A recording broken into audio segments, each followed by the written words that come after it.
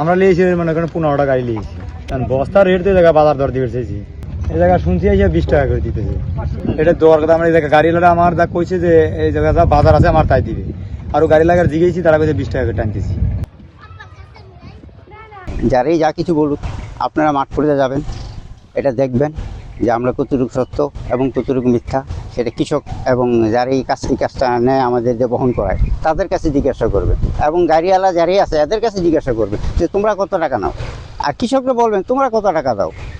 সেটা আপনারা মাঠ পর্যায়ে গিয়ে যাচাই করে দেখবেন।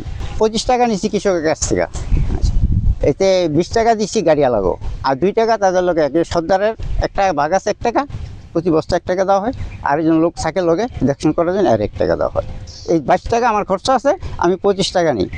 এটা আপনার মাঠ পর্যায়ে গিয়ে যাচাই করবেন, কৃষক বলুক বা কৃষকের যারা ব্যাপারী ব্যবসায়ী আছে এরা বলুক, এদের সাথে যাচাই করে দেখবেন যে আমি কত টাকা নিই বা কত টাকা আমাকে দেয়। ঘাটে মাল নামাইনি, আমরা এখান থেকে ট্রলারে উঠাই দিই মাল, ট্রলারে নিয়ে যায় কলেস্টারে, এখানে কোনো টাকা আমাকে দিতে হয় না এবং কাউরেই দিতে হয় না, কৃষকেরও দিতে হয় না। ওনারা আসলে রেটটা এখনো ভাঙা হয় নাই, ওই মাল টাল শেষ হইলে মানে ওনার যে সর্দার আছে ওনার সাথে বইসা আর কি একটা গৃহস্থের সাথে একটা কথা বইলা তারপরে আপনার এটা কত কইরা ভাঙে, আর ও কত কইরা আর কি এখনো ভাঙা হয় নাই, এখনো মাল আছে তো কিছু, এটা শেষ হইলে ওই সর্দারে নিয়ে তারপরে ভাঙ্গা হয়। এই চরে বেশি একটা আপনার নামে না, এই চরে কমই, এই চরে কত 25-30 হাজার মতো। এটা তো ছোট্ট চর, আবার নদীতে ভাঙ্গা ফেলাইছে অনেক।